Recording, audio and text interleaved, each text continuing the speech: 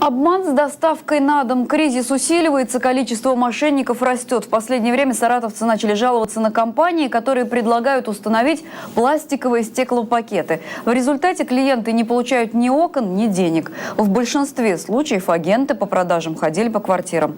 Как не выбросить деньги на ветер, мы поговорим с Ксенией Беркаловой и экспертом. Из студии на Московской к нам присоединяется юрист Центра защиты прав потребителей Елена Мочалина.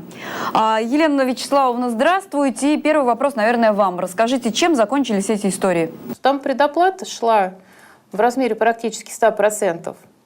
И я всегда говорю потребителям о том, что если вы рискуете отдать исполнителю либо продавцу такую сумму сразу не в виде товара, то нужно быть готовым к такого рода рискам. После того, как потребители заключили договор, фирма исчезла.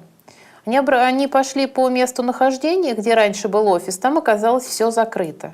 Но если договор на руках есть, можно же обращаться в суд и отстоять свои права?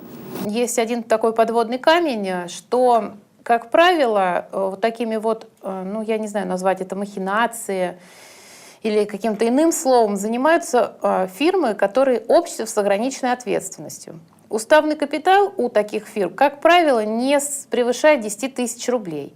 А учредители не отвечают по долгам общества с ограниченной ответственностью. Сейчас пластиковые окна, кстати, на втором месте по количеству жалоб после бытовой техники. Чаще всего нарушают сроки поставки, а бывает так, что окна не подходят по размеру. Вот на такой случай нужно, чтобы у вас на руках оставался второй экземпляр эскизов с замерами, иначе вы ничего не докажете.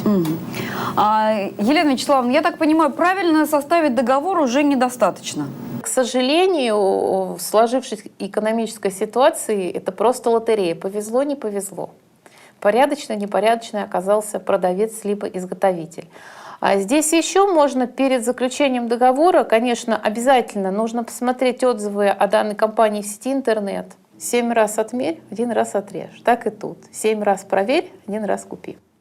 Спасибо.